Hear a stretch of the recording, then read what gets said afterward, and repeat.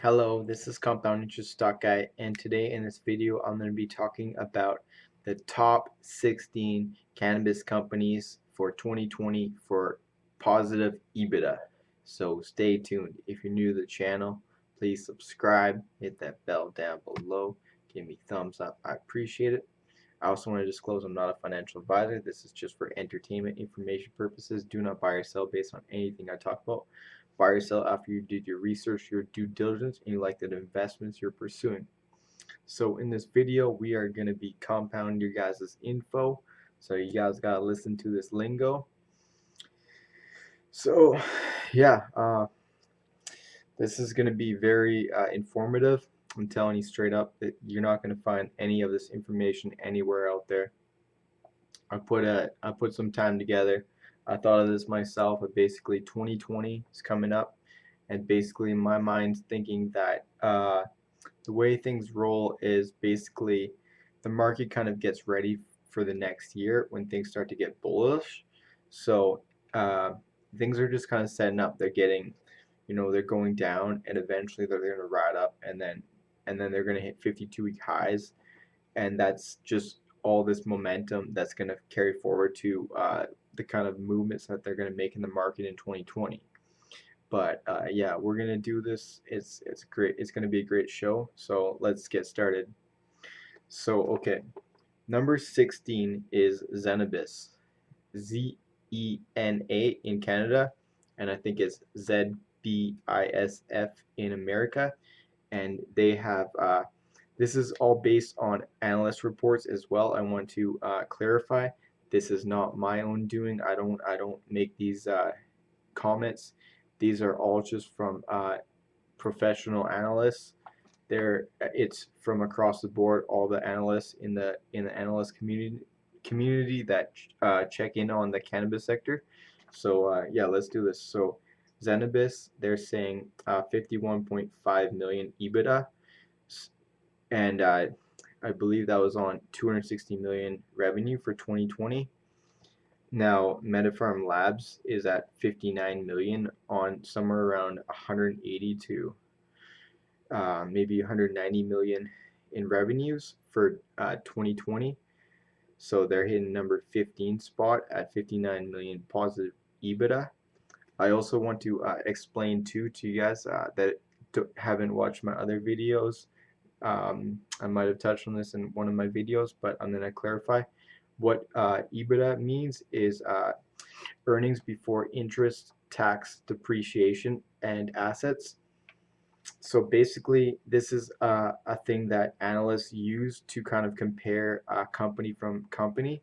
So this video is going to be very valuable for you guys to look into companies and compare their market caps with other companies based on their 2020 EBITDA levels. So look, again, these are analysts, and they could be wrong on their thinking on what they think, but at the same time, all these analysts have price targets based on all this information, and they were able to talk to the company, so they got a little more insight.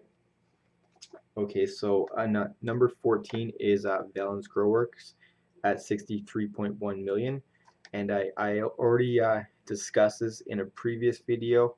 They're not supposed to do nearly, they're supposed to do about 60% of the revenue that Labs is doing, but their profit margins are superior, so that's why they have a better EBITDA, positive EBITDA in millions for 2020 versus MediPharm Labs, even though MediPharm Labs revenues are up. So yeah, something to think about. I did do the video and I discussed this before I even found out this information, but that's the reality of things. Number 13 is HexoCorp, and they're set to do 70 million in EBITDA for 2020. And different analysts are saying 355 to 400 million dollars in revenue. Uh, and Valence Growworks, again, based off of the 63.1 million in EBITDA, they're supposed to do somewhere around like 120 to 130 million, I believe. I could be a little bit off by 10 to 20 million or so, but I'm just going back from my memory. Again, these numbers as far as the EBITDA, they're exactly what they are, to about a like a 1%. Ianthus is number 12, and they're set to do 93 million for 2020 in EBITDA, and that's based off somewhere around 300 million, 350 million, somewhere in that range in revenue for 2020. That's what the analysts are saying. So I wanted to share that. Another one in number 11 spot is that's been getting a lot of hype, and I discussed this about is the fake net income, and I stand by what I think. It was based on some difference of accounting practices, but it wasn't based on real net income. It was a one-time cost off. So yeah, I still do. I think that Afria is a good company. I'm not saying they're not a good company. I'm just saying that uh, based on this report, they're supposed to do based on about 600 to 650 million dollars in revenue in 2020. They're supposed to do 88 to 95 million in EBITDA. So it's not on the high scale. All these figures are also in U.S. fund. Sorry, in Canadian funds. I want to clarify, in Canadian funds. I've done the conversion. So basically, one US dollar is equal to about like 1.33 Canadian dollars. So I'm doing that conversion. So yeah, you guys don't have to do that. I'm doing it for you guys. I know I put a lot of time and effort into putting this out there, so I hope you give me thumbs up on this and share the video with people. This is a very informative video. Charlotte's Web is number 10, and they're set to do 101 million in EBITDA. And then in number 9, an analyst is saying Tilt is to do $113 million in EBITDA. So I find that I have a fairly decent sized position in Tilt, and it's a lot higher than the price it is, but I do believe in the company moving forward, even though their cash position is very low. But when they get their ish together, I think they're going to be running smooth, and you never know, 2020 could be their really good year, and number 9 is pretty solid. Their market cap somewhere around, in Canadian funds, fully diluted, somewhere around, I want to say about 120 million, somewhere around that range, 120, 130 million. But they were over $1 billion in a market cap at the beginning of the year, and yeah, they've just got crushed. So yeah, just want to share that with you guys. $113 million in EBITDA for 2020, Tilt Holdings. Number 8 is Green Thumbs Industry, GTII, at 131 million in EBITDA for 2020. And I'm not sure exactly the revenues. I'm thinking somewhere around 300 to 500 million. That's what they're probably, if my memory serves me correct, it was somewhere around the range. I don't know the exact with Tilt and Seawell. I will probably do another video on talking about the 15 or 20 biggest what the analysts are saying for 2020 in revenues in all the cannabis companies, to get you guys up to date and get your mind thinking, and compounding that info. So yeah, let's do this. Okay. And number 7 is one of the favorites of everybody on YouTube. Yeah, I know, I'm shaking my head, but everybody is onto the freaking Aurora Cannabis squad. I think Aurora has a great future, but I thought it was pretty funny when Departures Capital. And I'm not picking on him. I like Departures Capital. He's a good YouTuber. I really like him. I think he's a very smart guy. He's very good with the mining sector too. He's very intelligent with that stuff. But I mean, he would just tell all his I mean, like with the followers, some of his followers are just blindly They just couldn't believe that, oh, Aurora Cannabis could go down below $10 and all this crap. Like, it's like, look, the company has so many shares, so eventually, and they didn't have that much cash. Eventually, it's gonna go down. So, I'm not trying to gloat in your face if you're a Aurora Cannabis holder, because there's a lot of Aurora Cannabis holders. I own 0 shares in Aurora. I don't have any call options in Aurora at this moment. I may get call options for like 3 to 4 months out. If I feel bullish, I think there will be a time when you should be bullish on Aurora Cannabis. And look, I think Aurora's a great player. I'm not saying they're a bad player. I'm just saying though, when they were at like $10 or $12 and people never thought it would go down or whatever, and they think it's going to reach Canopy level or Tilray level. I mean, people need to learn the market cap and outstanding shares. So, anyways, enough of the blurb about that. But yeah, no, watch out, watch Departures Capital's channel. He's got a good channel. Anyways, number 6 is Cresco Labs, and that's 182 million in EBITDA for 2020. Cresco Labs, a company I have not talked about in any of my videos really. Maybe I've briefly touched on them, but I haven't really summarized my feelings on that company. I do know they have a connection with Origin House, and that will really bump up their revenues. I do think they will be a big player. As far as the valuation, as far as putting money into USA players, I really, really, really love putting money into True Leaf, and I actually am looking into Harvest Health, and it may sound pretty obvious at the end of this when you figure out what number it is. So hey, stay till the end of this video, and you'll find out for yourself which number it is. So okay, Cresco, that was number 6. Number 5 is one of the best companies in the space, and this is the company that I should have invested very big into because I really love their tomatoes, but I wasn't very smart back in 2017, and I decided to invest into Wayland Group because they already had a sales license, and yeah, I was dumb. And you live and you learn. And that's now I'm looking towards companies that have good net incomes and good positive EBITDA for the future, so I can be extremely wealthy in the future, and that's the way I roll. So okay, let's do this. Village Farms is number 5. Number 5.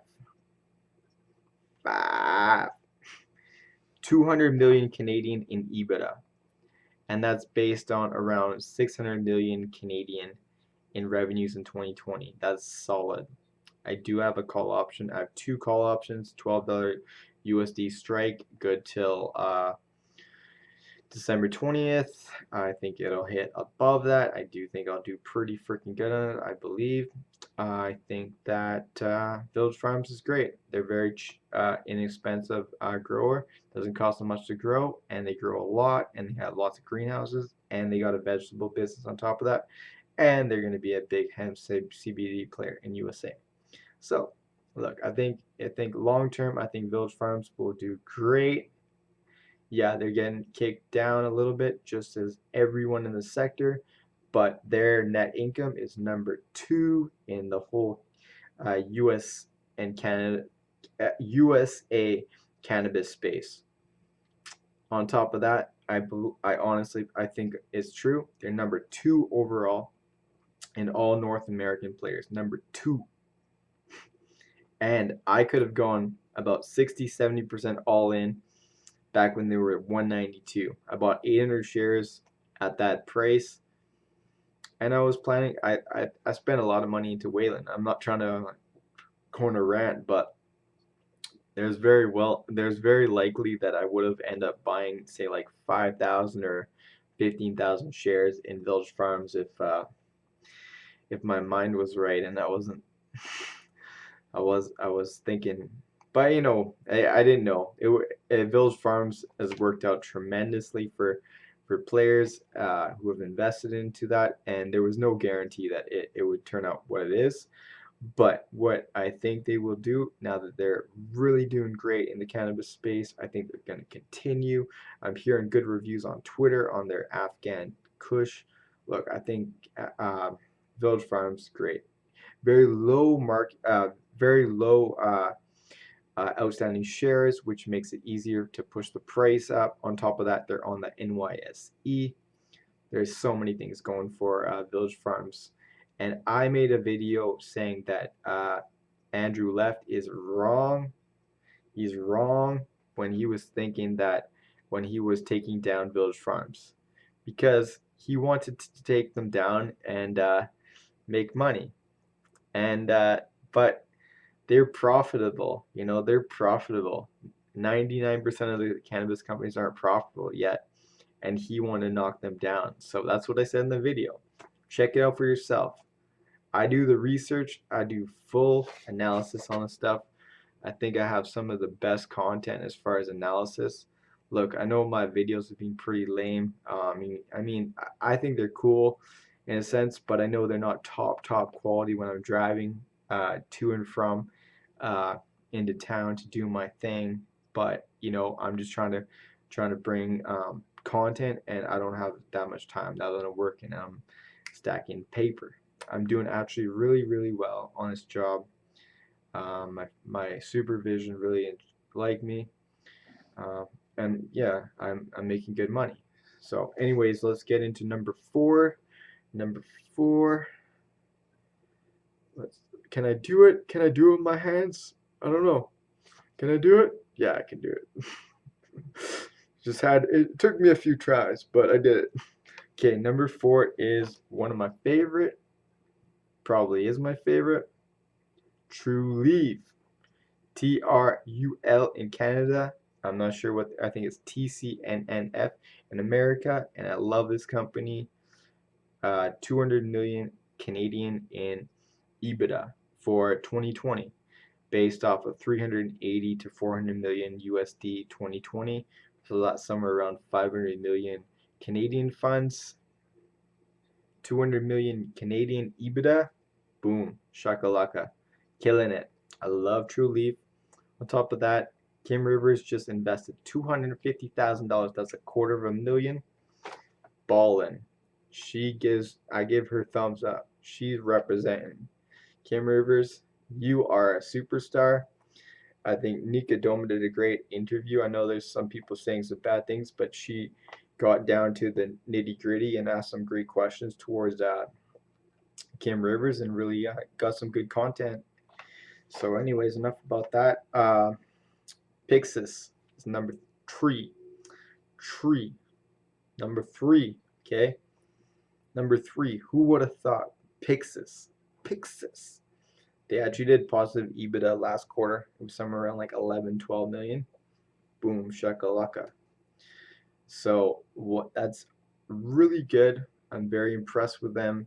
I do have a call option. I think it's one or two call options for $20 USD till November 17th or 18th. So I'm hoping things start moving up. I may pick up another call option till like December, January 20th before things start moving up. But yeah, I think Pixis, with the fact that they only have like 9-10 million shares, eventually it's going to ride hard. That's just my opinion. 200 to 226 million in positive EBITDA. That is what Pixis is saying when they talked in their last quarterly financials. So boom. So okay, getting to number two. Who's number two? Number two is a company that I've been thinking they're great, and I think they're pretty good price. Yeah, Harvest Health and Recreation. Yep, they've been killed just as so many other companies in the sector, but they are big. They are big. How many millions are they gonna do in positive EBITDA in 2020? the analysts are saying 390 million in positive EBITDA in 2020. That's huge. Canopy didn't even do 390 million in 2019 overall. So yeah, that's huge. So if they do that, holy, that's solid. Uh, I wish them the best. Verano Holdings, what they're acquiring, so they're on. That's based on the pro forma, and eventually that deal will go through, and they'll be solidified. Those together, Harvest and Verano, and Falcon. Man, holy crap! Harvest is a big player. I do not own any shares, but now they're getting killed. I may pick up 100 or 200 shares before they do start going up because I know there's a price target out on them, $25 or $26. So, look, I don't care if the price goes a little bit down. I'm getting in because eventually they will explode. Number two in the whole cannabis space, a company, uh, a company that's set to do almost $1 billion next year in a space that eventually will be $1 trillion space. Yeah, I made a video about that back in the day. $1 trillion. Marijuana will be $1 trillion industry. And I do believe that still. Yeah, we're going to go through some tough times. We're going to be in the red. Look at this Red Bull. Red Bull. Yeah, we're Red Bulls. We're Red Bulls. We're bullish, but we're bleeding. We're bleeding. It's an energy drink. You gotta keep your energy in the game because they want to wear you out, so you lose your bullishness, and then you sell out your position, and then eventually they take your shares, and then they poof, poof, poof, up 300, 500%, and you don't own any shares at that time. So I don't want to do that. I want to make money. Okay, so that's Harvest at 390 million. That's crazy. So number one, who could that be? Who could that be? The number one company in USA that everybody's really hyped on, getting hyped. Who could that be? Yeah, I know. A lot of you people know. And yeah, this is actually what Ricky Stewart was saying that Blaze Capital was turned on them or something. I don't really understand. Maybe he was trying to pump them up, and now because they went down, he just like said, "Oh, I don't really like them." But you know what? It's about finding fundamentals. If you understand fundamentals, then uh, you're gonna wait till they hit the bottom or whatever the case. You can scale in and scale out a position because eventually they're gonna explode. They're the number one company. Everybody's chasing the number one company. So all the big money will go to the number one company or the number two company because it's a monopoly.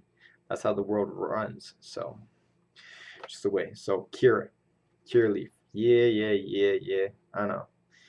484 million they're supposed to do in 2020 based on about 1 to 1.2 billion dollars in revenue. 1 to 1.2 billion dollars in revenue. You heard that. Anyways, this is compound interest, giving you the straight legit info. Keep compounding your info and listening to my lingo. Give me thumbs up if you haven't already. I appreciate you guys for following me my channel as it's growing above 200 now. I really appreciate that.